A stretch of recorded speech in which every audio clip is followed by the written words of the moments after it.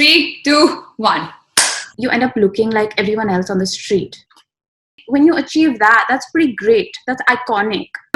It's really on my chest right now. Try to come up with ways to survive. I think that has to be the goal for everyone this year. Luxury has taken a huge hit. A person who's not a model wearing it, it automatically becomes a little bit more relatable. Technology is really going to help us survive.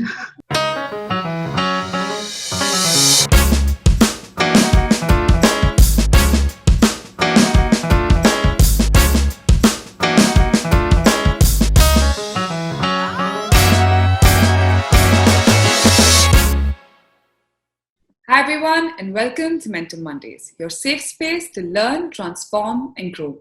With this series, we aim to create a direct dialogue that allows budding professionals to deep dive into the minds of young achievers. The mentor we have for you today has had her designs draped on the likes of Sonam Kapoor, Madhuri Dixit, Sara Ali Khan, Tara Sutaria, Kriti Sanon, Bhumi Pendikar, Shraddha Kapoor and so many more. Her designs have also walked the Lakme Fashion Week ramp for 3 seasons now and have been on my Pinterest board for about 4. So please help me welcome the mentor whose closet is a source of envy and designs a source of desire. She's one of India's most promising new designers and your mentor for the day, Ms. Sunaina Khera. Hi. Hi. That was so kind of you. No, I'm so excited that you're here because... As am I. The most common buy-sell quote of fashion fades but style is eternal.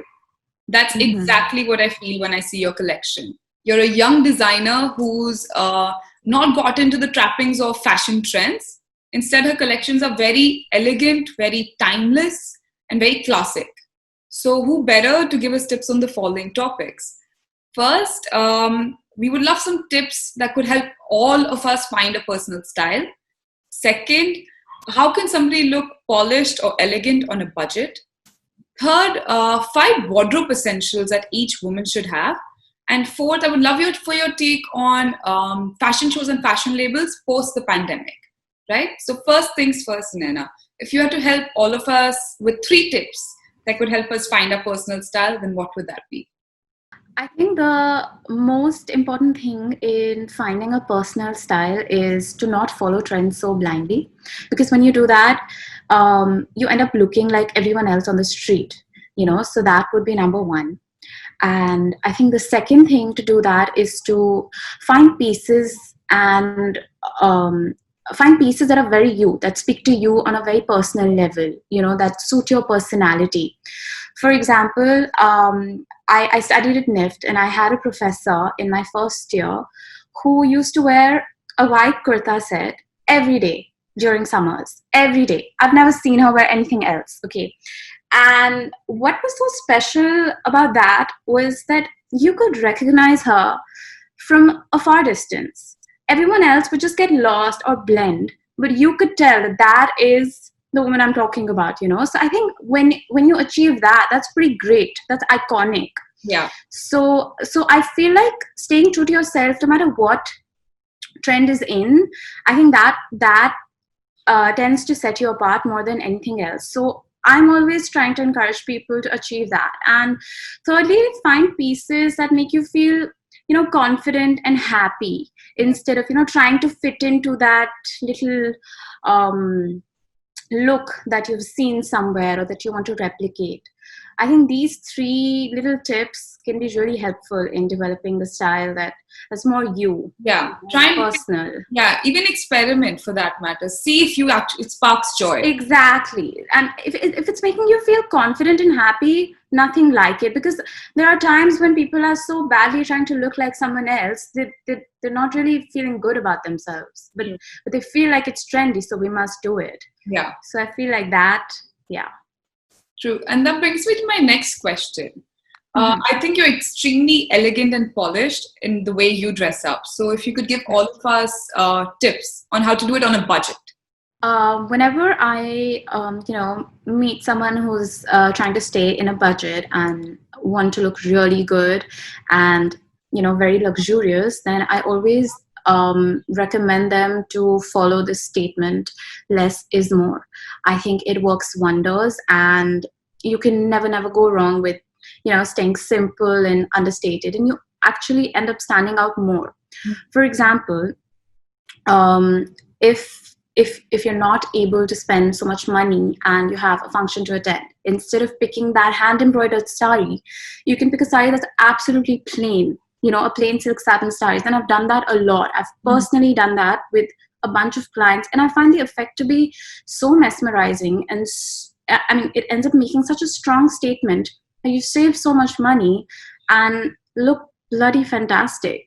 so I mean, don't feel the need to over accessorize, because simplicity in today's world stands out a lot more than a look that's overcrowded. Speaking of basic pieces, what would be the 5 wardrobe essentials every woman must have? Right, that's a good question. I'm going to start with a bit of a cliche, but I think it's so important. None of us can miss it. I'm sure we all have it, but it must be said. So, a white shirt. And if you're not a shirt person, then a white kurta. You can, pair it with so many different things. And it just goes from casual to glamorous to formal like this. So, it's a must have for sure. The next thing would be a beautiful sari. Whether it's, a classic silk satin sari or a Banarasi sari, something that's been passed down to you by your mother, or a nice embroidered piece, something with sequins, anything, but just a sari that you can wear to so many occasions. The third piece that I would recommend, and I've personally really, started to invest in these myself, is a nice clutch. I'm going to say that party bags are highly underrated. So it's really important to invest in a nice one, something that's exclusive, something that's not with everyone else. And I feel like that's a better investment than, the bigger bags that we see everywhere else. Fourth, I think a really good pair of black heels, whatever brand you want, all of them are making good ones. So I feel like that's really important. And lastly, I would say a really good little black dress, but it doesn't necessarily need to be black. I mean, even if it's another color, but a really cool dress that, you can wear to a lot of occasions again. Right. So I feel like investing in pieces that last you longer, that you can wear to different kinds of occasions, I think they make the smartest and the bestest of investments, Right. So pieces that be versatile and good in quality that could last you for a longer period of time. And what I would want to understand from your perspective would be, what do you think is the future of fashion shows and fashion labels? Given they all just did a virtual reality show, right? So where do you see it going? It's very difficult to say because the situation is changing so rapidly, and as an industry we're going to really have to adapt and try to come up with ways to survive. I think that has to be the goal for everyone this year. It is for me, and I'm sure it is for a lot of other brands as well, because no matter what, luxury has taken a huge hit. Because it is not everyone's priority at the moment, and even with the wedding season in place, the gatherings are limited. So having said that, I feel like fashion shows are not going to be the same, at least not in the coming year. They might get back to the normal once we get the vaccine and everything, but who knows when that is going to happen. So until that happens, I think we're going to rely very heavily on technology. And I'm saying that from a very personal experience, because I've been doing that in the last month, and I think social media is such a blessing in today's world, because you get to communicate with your consumers so directly that I never could have imagined, reaching as many people before pandemic, because I wasn't even focusing on it as much. I was so busy with the fashion shows and the building of collections and all the other things that have, come to a halt right now. So the only thing that I could do in these past few months was communicating with my potential customer. So I've been And I've never done this before, so it was quite exciting for me. It gave me something to do. So I've been shooting all of my, clothes on myself, because I didn't have a model. I couldn't do a photo shoot, and I'm telling you, it's been amazing to see how people respond and react when you give them content that's so personal. I personally, for me, it's been a much better reaction and response than I've had in the past. And even if there's not a lot of buying that's happening, at least I'm getting to reach people who might, consider me, my label, as an option if and when they do have an occasion in the future. So for me, right now, that is the goal. To reach people, to tell them about my product, to get that conversation going. Yeah, that's And I actually think learning also, that everyone thinks that shoots and which are expensive. right. And right now I'm like I've spent like absolutely nothing. I've just had to buy more makeup. But that's it. And it's great because I love shoots. I love fashion shows. I'm a fashion show girl. So the minute I get to do that, I will. But I have to tell you, this has been, amazing as well. More so. The minute you see a person who's not a model wearing it, it automatically becomes a little bit more relatable. So I think that's what I'm being able to give to them. Right.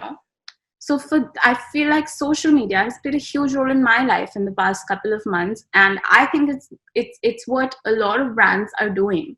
Technology is really going to help us survive. It should be a great learning for anybody who wants to start and holding back, to actually put things out there on themselves, be their own brand ambassadors. Sure, why not? Great. Save so much money and actually get your brand out. Yes, if you can do it, why not? That's. I was out of content. I didn't have pictures to post, but I really wanted to. I wanted to do something. I'm staying so connected to my clients, and I absolutely love that. So. Perfect. Yeah. I think you've given us a lot of food for thought for anybody who's a budding fashion designer. But what I would love for the viewers is to get to know you a little more personally as a mentor. Right. So okay. what do you have a daily habit or ritual that you put in place to ensure that your day is productive? Okay, it's going to sound a little funny, but I daydream a lot. So I envision a future. I envision a future life, and since I don't have that life right now, it pushes me to work really hard. Visualization instead of absolutely. Imagine situations that I'm in. And it's like, oh my God, this is not happening to me right now. I have to make it happen. So I need to work harder and harder. Jim Carrey actually used to talk about it, about goal visualization. So he used to be like, I used to visualize giving these interviews and visualize myself achieving those awards every single day. And then that triggered my work ethic towards that goal.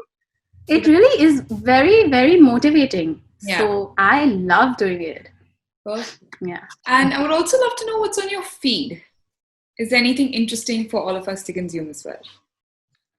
Right, of course. So there are a couple of women that I follow because I find their feed so inspirational, and I think we have slightly similar aesthetics. So one of them is called Fiona Zanetti. She's a DJ and has the coolest Instagram feed I have ever seen. And there's another woman, her username is Style Heroine. Her page is fantastic. I'm always talking these two. And then there's one page that I really like. It's not necessarily fashion related, but just the aesthetic and the overall mood of the page I love. It's called Late Nights in Paris. I really love it. Perfect. And now I'm going to take you into rapid five. So, like your quick takes on these 5 words. Okay. Ready? Okay. So, first would be fast fashion. Toxic. Say no to it. Say no to it. And second would be power dressing. Sexy. Extremely sexy. And athleisure. Personally, I'm over it. I was obsessed with it for a while, but over it. And neutral. Neutral. And style? Personal, very personal. And last word, made to order. True luxury. True luxury. True luxury. Nice. And you've been great as a mentor. I hope you had a good time. But before you leave us, if you could give a little mentor mantra for all those who want to enter a field similar, your field or one similar to yours. Oh God, I don't think if I'm worthy of that, but if there is one thing that I think would apply to anyone with a dream, I mean, no matter what the field is, I think it's to just, really want it. I mean, want it more than food, want it more than sleep, want it more than anything else in the world, and never ever give up, not even if a pandemic strikes, no matter what. Because, I read this somewhere that the universe falls in love with a stubborn heart, and I think that's true. I feel it in my heart that if you don't give up on your dream, I mean, the universe won't give up on you. It might take longer, but it's okay. It's going to be worth it. So yeah, persistence and just really want it. I love that. That's a great note to end on. Yeah. Thank you so much for all the insights. Most welcome. Experiences. I hope you had a good time like I did. I did. It was so much fun. And to everyone who watched, thank you for watching. I hope this video was a good utilization of your time. If you have any questions for our mentor, please leave them in the comment section below. Till then, keep learning, keep growing, and I'll see you next Monday. Bye.